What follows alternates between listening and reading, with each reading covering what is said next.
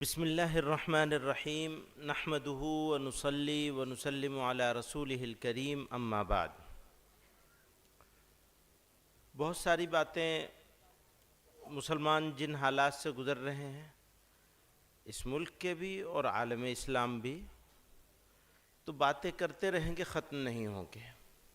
جمعیت علماء ہند کا دستور اساسی اٹھا کے دیکھتے ہیں تو قیام کا جب مقصد بیان کیا جاتا ہے، ان مقاصد پر عمل درآمد کرنے کا ارادہ کر لیں گے تو 10 دن بھی سونے کا موقع نہیں ملے گا، کام میں پھنسے رہیں گے۔ لیکن ساتھیوں سے یہ گزارش کرتے ہیں، شاید مولوی ابراہیم نے کہا بھی تھا کہ بھیا روزانہ 1 گھنٹہ ہی دے دو، بس 1 گھنٹہ دے دو، اچھا اس سے زیادہ نہیں چاہیے، 1 ہی گھنٹہ دے دیجئے، پر وہ اپنے اوپر فرض کر لیجئے۔ یعنی اگر کسی وجہ سے آج کا 1 گھنٹہ چھوٹ گیا ہے تو کل اس کو قضا کریں گے، یعنی 2 لگائیں گے۔ کچھ بھی ترکیب کر کے وہ ہفتے کے 7 گھنٹے آپ کے لگنے چاہیے، یعنی روزانہ 1 گھنٹہ۔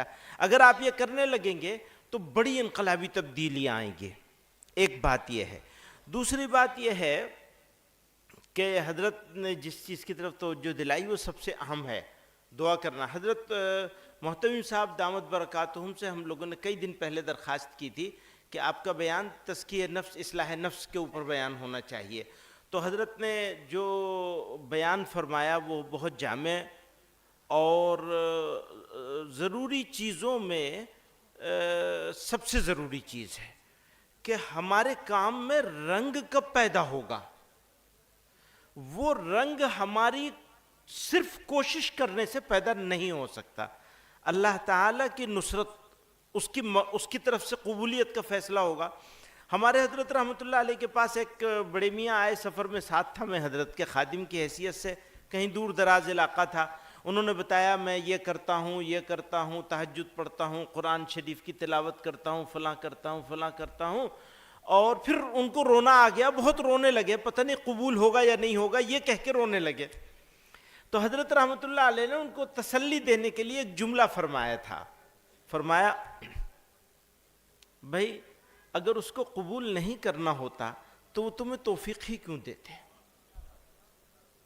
تو اب فیصلہ ہمیں کرنا ہے کہ اللہ تعالیٰ نے ہمیں قبول فرمایا ہے، اور اس پلیٹ فارم سے اجتماعیت کے ساتھ جو کہ صدقہ جاریہ بننے والا ہے کام ہمارے لیے، اس میں ہم جڑ رہے ہیں، وقت لگا رہے ہیں یا وقت گزار رہے ہیں۔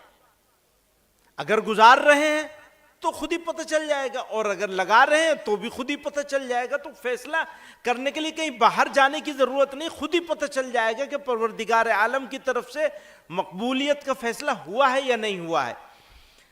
اب مجھے کہنے کو کئی ساری باتیں ہیں، ایک شکریہ ادا کرنا چاہتا ہوں، یہ رسمی بات نہیں ہے، بہت ہی مختصر سے نوٹس پر، شاید 25 دن یا 1 مہینہ، کتنی تاریخ کو مجلس عاملہ ہو رہی تھی؟ 29 کو ہوئی تھی، اور آج 29 ہے۔ 1 مہینے کا وقت ملا ان کو۔ نہیں، یہ آپ پڑھیے گا، یہ تو میں بس ایسے ہی، کیونکہ حاجی صاحب نے بڑی محنت کی ہے، انہوں نے محنت کی ہے اور آپ لوگوں نے تکلیف اٹھائی ہے، تو مجھے ان دونوں کے بیچ میں ایک فائن بیلنس نکالنا ہے، ڈھونڈنا ہے کہ کیسے میں یہ عرض کروں، ان کی محنت کا شکریہ کیسے ادا کروں، اور آپ کی تکلیفوں کا مداوع کیسے ہوگا۔ تو ہم تو مداوع کر نہیں سکتے، اتنا سب روپیہ خرچ کر کے آئے ہیں، اور نہ ٹھیک سے رہنے کی جگہ ہے، نہ ٹھیک سے کھانا ہے، نہ میزبانی۔ آپ سب لوگ وہ ہیں کہ کسی کے ہاں پہنچ جاتے ہیں، کتنے سارے ہمارے ساتھی یہاں ایسے ہیں کہ کسی کے ہاں پہنچ جاتے ہیں تو مہمان خصوصی ہوتے ہیں، یہاں بیچارے عمومی بھی نہیں ہو سکے۔ تو میں آپ لوگوں کا دل کی گہرائیوں سے شکریہ ادا کرنا چاہتا ہوں۔ اس سے پہلے حاجی صاحب کا شکریہ، حاجی ہارون صاحب کا، ان کے صاحبزادے ہیں کلیم صاحب کا، اور ان کے جو خاندان کے سارے لوگ۔ اچھا کمال حاجی صاحب کا یہ ہے کہ بس حاجی صاحب اور خاندان کے لوگ، جمعیت کھڑی نہیں کری ہے انہوں نے، ابھی ماشاءاللہ تھوڑے تھوڑے لوگ جڑے ہیں، نوجوان، الحمدللہ۔ ہم لوگ یہ امید کرتے ہیں کہ اگلا اجتماع جب ہوگا تو خاندان کے لوگ تو جڑے ہوئے ہوں گے ہی، لیکن جمعیت کے لوگ سنبھالے ہوئے ہوں گے اسے، یہ ہم امید کریں گے حاجی صاحب سے، اللہ تعالیٰ ایسا کر دے۔ اور ان کو اس وقت کے لیے بھی اور آئندہ کے لیے بھی اور ماضی کے لیے بھی خوب خوب جزائے خیر عطا فرمائے اپنی شان کے مطابق۔ یہ بات کہہ کر میں اپنی بات ختم کروں اس سے پہلے بہت مرتبہ یہ مشورہ ہو رہا ہے، اور میں صوبائی منتظمہ کے اجلاس سال میں 2 ہونے چاہیے دستور کے اعتبار سے، تو یہ بحث چلتی ہے کہ جب ہم اتنا انتظام کریں گے، اتنا سب وہ کریں گے تو پیسہ کہاں سے آئے گا؟ سال میں 2 مرتبہ ہر صوبہ اپنی منتظمہ بلائے گا، اور مرکز ہر سال منتظمہ بلائے گا، اور اتنا سب بنائیں گے، سجائیں گے، یہ کریں گے، وہ کریں گے، تو ایک بڑا سرمایہ اس میں جائے گا۔ تو ساتھیوں نے ایک تجویز بنائی ہے، وہ 1.5 صفحے کی ہے، سناؤں یا ویسے ہی بتا دوں؟ کچھ کہہ رہے ہیں بتا دو، کچھ کہہ رہے ہیں سنا دو۔ جمعیت علماء ہند ان مردان باصفا کی امانت ہے جنہوں نے اس ملک کی آزادی، ملت اسلامیہ کی بقا اور دین متین کی حفاظت کے لیے اپنی زندگیوں کے قیمتی سال، اپنا خون جگر، اپنا سکون و آرام سب کچھ قربان کر دیا۔ اذکار تاریخ گواہی دیتے ہیں کہ حضرت شاہ ولی اللہ محدث دہلوی کے قافلے سے لے کر حضرت شیخ الہند رحمۃ اللہ علیہ کی تحریک تک ہمارے اکابر کبھی کسی طاقت کے سامنے نہیں جھکے۔ انہوں نے بڑی سے بڑی قوتوں سے ڈٹ کر مقابلہ کیا اور انہیں جھکنے پر مجبور کر دیا۔ جمعیت علماء ہند کی تاریخ اٹھا کر دیکھ لیجئے، یہ ہمیشہ سے خود اعتمادی اور خدا پر کامل بھروسے کی عملی تصویر رہی ہے۔ ہمارے اکابر صاف لفظوں میں فرمایا کرتے تھے کہ ہم اپنی جان و مال کے ساتھ جنگ آزادی میں شریک ہیں، اس لیے ہم کسی کی آنکھوں کا رنگ دیکھ کر فیصلہ کرتے ہیں اور نہ بدلتے ہیں۔ حضرت مولانا احمد سعید دہلوی رحمۃ اللہ علیہ نے دوران تحریک وہ وقت بھی دیکھا جب انہوں نے جمعیت علماء کی تحریک کے لیے اپنے گھر کی عورتوں کے زیورات تک فروخت کر دیے، لیکن وہاں سے مدد نہیں لی جہاں کل نگاہ جھکانی پڑتی۔ اسی اخلاص کی قوت، اسی توکل کی روشنی اور اسی سادگی کی برکت سے جمعیت علماء ہند نہ صرف قائم رہی بلکہ زمانے کے تغیرات کے باوجود آج بھی مضبوطی کے ساتھ کھڑی ہے۔ آج جب جمعیت علماء ہند کا اجلاس منتظمہ دستوری تقاضوں اور ملی امور کے لائحہ عمل طے کرنے کے مقصد سے منعقد ہو رہا ہے تو دل بے اختیار اپنے اکابر کے اسی اخلاص، اسی بے نیازی اور اسی جذبے کو یاد کرتا ہے جس نے اس تحریک کو دوام بخشا۔ اس میں کوئی شک نہیں کہ جمعیت علماء ہند کی ملی تحریکات اور خدمات کے لیے مسلمانان ہند نے ہمیشہ دل کھول کر تعاون کیا۔ ہم ان کے اس احسان، محبت اور ان کی دینی غیرت کے ہمیشہ شکر گزار رہیں گے۔ جب بھی ملی ضرورت پیش آئی ہم مسلمانوں کے پاس گئے اور مسلمانوں نے بھی ہر بار ہماری آواز پر لبیک کہا۔ یہ خالص دینی جذبے کی علامت ہے۔ لیکن جب بات اجلاس کے انتظامات جیسے رہائش، کھانے پینے اور دیگر مالی ضروریات کی آتی ہے تو یہاں صورتحال مختلف ہوتی ہے۔ اس مرحلے پر ہمارے سامنے صرف 3 راستے رہ جاتے ہیں۔ نمبر 1، ہم اپنے کھانے اور رہائش کا خرچ خود برداشت کریں اور اس عنوان سے کسی سے مدد نہ مانگیں۔ آپ سمجھ رہے ہیں؟ یہ جو اب تک پڑھا ہے یہ تمہید ہے، معاملہ اب پیش کر رہا ہوں۔ ہم اپنے کھانے اور رہائش کا خرچ بھی خود برداشت کریں۔ سفر تو ہم نے اپنے پیسے سے ہی کیا ہے اور بڑی رقم خرچ کی ہے، اپنا وقت لگایا ہے۔ اب یہاں سوال ہے کہ ہم اپنے کھانے اور رہائش کا خرچ خود کریں اور اس عنوان سے بھی کسی سے جماعت کو مدد نہ مانگنی پڑے۔ دوسری شکل ہمارے پاس، اب وہ اس کو بیان کرنے کی ضرورت نہیں ہے، زکوٰۃ وکات کی بات وہ تو سب کو معلوم ہے کہ وہ ہم لوگ اس کو کسی قیمت پر منظور نہیں کریں گے۔ تیسری شکل یہ ہے کہ ہم کسی صاحب ثروت کی خوشامد کریں اور اپنے اور جمعیت کے ارکان گرامی کے کھانے پینے کے نام پر ان سے مدد طلب کریں۔ یہ راستہ نہایت خجالت کا باعث ہے، اور سچ یہ ہے کہ ہماری شان تو ہماری کیا ہوگی، لیکن ہماری اکابر کی روایت کے خلاف ہے، اس لیے ضروری ہے کہ ہم اس خجالت سے نکلیں۔ جس طرح جماعت تبلیغ اپنا پورا نظام اپنے احباب کے خلوص، ایثار اور خود اعتمادی سے قائم کیا، اسی طرح جمعیت کا ہر اجلاس، ہر منصوبہ، ہر جد و جہد بھی ہمارے ہی وسائل، ہمارے ہی اخلاص، ہمارے ہی جذبوں سے چلنی چاہیے۔ ملت کی کمزوریاں دراصل ہماری کمزوریاں ہیں، اور ہماری قوتیں ملت کی پشت پناہی۔ اگر ہمارے دل خدا پر بھروسے سے بھر جائیں، اگر ہم اپنے اکابر کی طرح توکل کو اپنا شعار بنا لیں تو کوئی طاقت ہمیں ناکام نہیں کر سکتی۔ اسی لیے وقت کی پکار یہی ہے کہ ہم جمعیت کے ہر پروگرام کو اپنی ذمہ داری سمجھیں، اپنا بوجھ خود اٹھائیں، اور اکابر کے اس بلند اور روشن اسلوب کو اثر نو زندہ کریں۔ یہ جلسہ ہمارا ہے، یہ کارواں ہمارا ہے، اور اس کا خرچ بھی ہمارا ہی ہونا چاہیے۔ یہی راستہ سب سے افضل، مبارک اور کامیاب ہے۔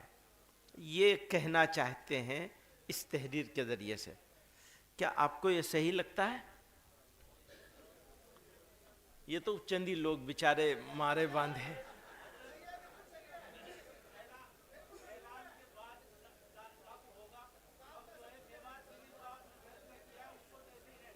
یوں کہہ رہے ہیں اگلا اجلاس ہمارا میوات میں ہونا ہے انشاءاللہ۔ تاریخ بھی اس کی مہینہ طے ہو گیا، اکتوبر کے آخر سے پہلے کر لیں گے، زیادہ سردی آنے سے پہلے، کیونکہ نومبر کی 10 تاریخ کو دیوالی ہے، 9-10 تاریخ کو، تو ہم لوگ اکتوبر میں کے تیسرے ہفتے میں کر لیں گے۔ الحمدللہ میوات والوں نے بہت کل مجلس عاملہ میں بہت شوق سے، بہت ولولے سے، بہت حوصلے سے دعوت دی، اور یہ کہا اگلی جو ہے اس کا اطلاق، کہ اپنا خرچہ ہم خود دیں گے، اس کا اطلاق ہم لوگ میوات کے بعد سے کریں، یعنی میوات تک۔ دیکھیں مولانا صدیق اللہ صاحب کتنا خوش ہیں کہ چلو ایک میوات کی تو جان بچی ہمارے لیے۔ نہیں، یہ نہیں ہے، ان کی بات، ان کا جذبہ اپنی جگہ ہے، ہمارا ارادہ اپنی جگہ ہے۔ اصل مسئلہ ہے ارادے کا، نیت کا۔ آج تو ہم لوگ یہ نیت کر لیں، یہ عزم کر لیں، ہماری صوبائی مجلس ہوگی تو بھی کسی ایک آدمی پر، کسی ایک کے بھروسے پر، چاہے وہ جمعیت کا ذمہ دار ہو اور چاہے ہمارا معاون ہو جمعیت علماء کا، کسی ایک کے بھروسے پر یا چند بڑے لوگوں کے بھروسے پر ہم اپنی جمعیت علماء کا کوئی کام نہیں کریں گے۔ یہ فیصلہ کر لیجئے، چاہے ضلع کا ہو، چاہے صوبے کا ہو، اور چاہے مرکز کا ہو۔ ہمارا کام ہے، ہماری زندگی ہے، ہمارا مشن ہے، ہماری موت ہے، سب کچھ اسی جماعت کے ساتھ ہماری وابستہ ہے۔ تو ہم اپنے آپ کا، ویسے ہمارے حضرت کی بات بتاؤں، اب اس سے پھیل مت جانا آپ لوگ۔ مولانا صدیق اللہ صاحب اور ندیم صاحب تو ضرور پھیل جائیں گے۔ نہیں، ندیم صاحب تو، اچھا میں بتا دوں، ماشاءاللہ ندیم صاحب نے اس اجلاس میں بھی حصہ لیا ہے، الحمدللہ۔ بڑی خطیر رقم وہ جو آپ کو حضرات کو بیگ وغیرہ پہنچے ہیں، وہ جمعیت علماء مہاراشٹر کی طرف سے، الحمدللہ، اللہ ان کو بھی جزائے خیر دے بہت بہت۔ اچھا ہوا یاد آ گیا ندیم صاحب کے بات پر۔ وہ حضرت رحمت اللہ علیہ کی ایک عجیب شان تھی، ہمارے حضرت کی، مولانا اسد مدنی رحمت اللہ علیہ کی بات کر رہا ہوں۔ وہ جمعیت علماء کے کسی مرکزی پروگرام میں آئے ہوئے لوگوں کو مہمان سمجھتے تھے۔ عجیب تھا ان کا، بھئی مہمان ہیں۔ میں نے کہا حضرت سادہ کر دیں اسے، سالن میں پانی بڑھا دیں، آپ قورمہ مت کروائیے، آلو اور گوشت کھائیں گے۔ فرمایا دلی والے تو اسے مردوں کا کھانا کہتے ہیں، یہ تو میرے مہمان ہیں۔ حضرت جب مہمان آپ سب انتظام فرمایا کرتے تھے تو آپ کے پاس منتظمہ میں 300 لوگ آیا کرتے تھے، اب 2000-2500 لوگ آ رہے ہیں، الحمدللہ۔ اسپیکٹرم بڑا ہو گیا ہے، آپ ہمیں اجازت دے دیجئے، ہمیں اس کو اپنے حساب سے کرنے دیجئے، ہم تھوڑا سادہ کرنا چاہتے ہیں۔ تو حضرت نے سکو، یہ بھی ان کا کمال تھا، ایک فیصلہ کرتے تھے، سناتے تھے، لیکن چھوٹوں کی بات مان لیا کرتے تھے۔ بڑا عجیب وصف تھا۔ میں نے ان کو پوری حیات مبارک میں کبھی ضد کرتے نہیں دیکھا ہے جمعیت علماء کی مجلس عاملہ میں، کبھی نہیں۔ ایک موقع تھا بس، اس وقت موقع نہیں، اس کو سنانے کا وقت ختم ہو چکا ہے۔ ایک موقع پہ حضرت نے ضد پکڑ لی تھی کہ اگر تم ایسے نہیں کرو گے تو میں سارے پروگرام ملتوی کروں گا اور بیٹھ کر کے اس کام کو کروں گا خود۔ حضرت میں وہاں تھا انجار میں، میں نے کہا حضرت آپ اتنا ضد فرما رہے ہیں تو ٹھیک ہے، انشاءاللہ ہو جائے گا جیسا آپ چاہ رہے ہیں۔ تو وہ ہو گیا، پھر ہم لوگوں نے کر لیا. بس ایک ہی موقع تھا جب حضرت نے ضد فرمائی تھی، ورنہ کبھی حضرت نے ضد نہیں کی. اور لوگوں کو بھی میں نے بارہا دیکھا حضرت کو. تو خیر، تو میں عرض کر رہا تھا کہ حضرت کی سوچ دوسری تھی، وہ مہمان سمجھتے تھے. ہمارے اس سے تھوڑا ہٹ کر کہے نظریہ، ہم آپ کو جمعیت علماء کا ذمہ دار سمجھتے ہیں. جمعیت علماء ہند دہلی میں بیٹھی ہوئی جمعیت نہیں ہے اور نہ ہو سکتی ہے. اگر آپ نے دہلی میں بیٹھی ہوئی یا کلکتے میں بیٹھی ہوئی یا مہاراشٹر صوبے میں بیٹھی ہوئی جمعیت علماء کو جمعیت علماء ہند سمجھ لیا تو ہمارا بھی آپ کا بھی سب کا بیڑا غرق ہو جائے گا. اگر جمعیت علماء ہے کچھ تو وہ محلے اور گاؤں میں بیٹھی ہوئی جمعیت علماء ہے. آپ جمعیت علماء کو مضبوط کرنا چاہتے ہیں، آپ دشمنوں سے، دشمنان اسلام سے، فرقہ پرستوں سے لڑنا چاہتے ہیں، آپ نفرتوں سے لڑنا چاہتے ہیں، آپ برادران وطن میں کچھ فرقہ پرستوں کی فرقہ پرستی سے لڑنا چاہتے ہیں، آپ مسلمانوں میں موجود فرقہ پرستوں کی فرقہ پرستی سے مقابلہ کرنا چاہتے ہیں، تو آپ کو جمعیت علماء کو مضبوط کرنا پڑے گا. اور وہ گاؤں اور شہر اور محلے میں مضبوط کیے بغیر ہو ہی نہیں سکتی. اگر مسلمان ہے کچھ تو گاؤں کا مسلمان ہے، محلے کا مسلمان ہے. تو جمعیت علماء بھی اگر کچھ ہوگی تو گاؤں کی جمعیت علماء ہوگی، محلے کی جمعیت علماء ہوگی، صوبے کی جمعیت علماء اور دہلی کی جمعیت علماء صرف رابطہ کار، اردو میں کہیں گے رابطہ کار، انگریزی میں کیا کہیں گے؟ کوآرڈینیٹر. ہمارا کام صرف کوآرڈینیشن کا ہے، یا بیٹھ کر کے رہنمائی کرنے کے لیے مذاکرہ اور مباحثہ کر کے ایک پروگرام کو کس طرح عمل درآمد کیا جائے. سنیے، کہہ رہے نئے پروجیکٹ آ رہے ہیں. کوئی نیا پروجیکٹ نہیں لا رہے ہیں. میں مولانا سلمان بجنوری صاحب، مفتی سلمان منصور پوری صاحب، مولانا رحمت اللہ صاحب اور بھی موجود یہاں سارے لوگوں سے، اور جو غیر موجود ہیں ان سارے لوگوں سے بھی کہنا چاہتا ہوں، جمعیت علماء ہند کے دستور اساسی کو اٹھا کے دیکھیے. اگر کوئی ایک کام اس دستور سے باہر کا ہو، ہم اسی وقت اس کو ڈراپ کرنے اور بند کرنے کے لیے تیار ہیں. ہاں، میں یہ ثابت کروں گا کہ جمعیت علماء ہند کے دستور اساسی، مقصد قیام، اس کے قائم کرنے کے مقصد پہ اگر آپ نظر ڈالیں گے تو بہت سارے کام ابھی ایسے ہیں جو ہم کر ہی نہیں رہے. لہذا اپنے سارے کاموں کو کرنا ہے یا صرف چند کو کرنا ہے؟ آج کی تاریخ میں دینی تعلیمی بورڈ ٹاپ پرائیورٹی پر ہے، ترجیحی بنیاد میں 1 نمبر پر ہے. معاف کریے گا، 18 مہینے سے زیادہ ہم اس کو اب 1 نمبر پہ نہیں رکھنے والے ہیں. آپ کو اسے ایسی جگہ 18 مہینوں میں پہنچا دینا ہے کہ پھر اس کو 1 نمبر پہ رکھنے کی ضرورت نہ ہو، یہ خود بخود 1 نمبر ہو جائے. ایسے افراد تیار کر دے اور یہ پہیہ گھوم جائے. چاہت کیا ہے؟ چکا گھوم جائے. سادی زبان میں کہوں، گاؤں کی زبان میں، چکے کو گھمانا ہے. یہ پہیہ ایک مرتبہ گھوم گیا تو یہ گھومتا رہے گا. ہمارے پاس اور بھی بہت سارے کام ہیں کرنے جیسے، ایک ہی کام میں لگے رہیں گے؟ نہیں. اس کام کے لیے جماعت تیار کی جا رہی ہے، اس پہ محنت ہو رہی ہے، اس کے حوالے کر دیں گے. پھر ان کے معاون رہیں گے ہمیشہ انشاءاللہ، مرتے دم تک معاون رہیں گے، کیونکہ یہ اس کا معاملہ ہے لوگوں کے ایمان کا، ہمارے نسلوں کے ایمان کا معاملہ ہے. میری بات لمبی ہو گئی اور وقت ختم ہو گیا ہے. 25 منٹ پہلے کہنے کے کئی اور چیزیں بھی کہنا چاہتا ہوں میں، لیکن کوئی نہیں، آپ کے بیچ میں آتے رہیں گے، آپ کو بلاتے رہیں گے، پریشان کرتے رہیں گے، آپ کو سکون سے بیٹھنے نہیں دیں گے. اور اگر آپ بیٹھنے کی کوشش کریں گے تو آپ سے لڑائی لڑیں گے، چھوڑیں گے نہیں. پہلے آپ سے لڑیں گے، بعد میں دوسروں سے لڑیں گے. ٹھیک ہے نا مولانا ندیم صاحب؟ اس سے اتفاق ہے نا؟ اتفاق ہے نا؟ پہلے تم سے لڑائی ہوگی. اور اپنے سب صوبے والوں سے کیا درخواست کی؟ ہاتھ جوڑ کر درخواست کی ہے کہ ضلع والوں کے سامنے آپ گھٹنے ٹیک دیجئے، دامن پھیلا دیجئے، ہاتھ جوڑ کے بیٹھ جائیے اور کام کرنے کی درخواست کرتے رہیے. اور 1 درخواست، 2 درخواست، 3 درخواست تک نہیں مانے تو ایڈ ہاک کمیٹی بنائیے، دوسرے جوانوں کو موقع دیجئے. غیر قابل آدمی کو موقع دے دیجئے، قابل لوگوں سے معافی مانگ لیجئے، حضور آپ کچھ اور ہی کر لیجئے، ہمیں آپ کو مبارک ہو، آپ کی سرپرستی ہم لیتے رہیں گے۔ سمجھ رہے ہیں؟ تیار ہے نا اس کے لیے؟ جزاک اللہ، بہت شکریہ۔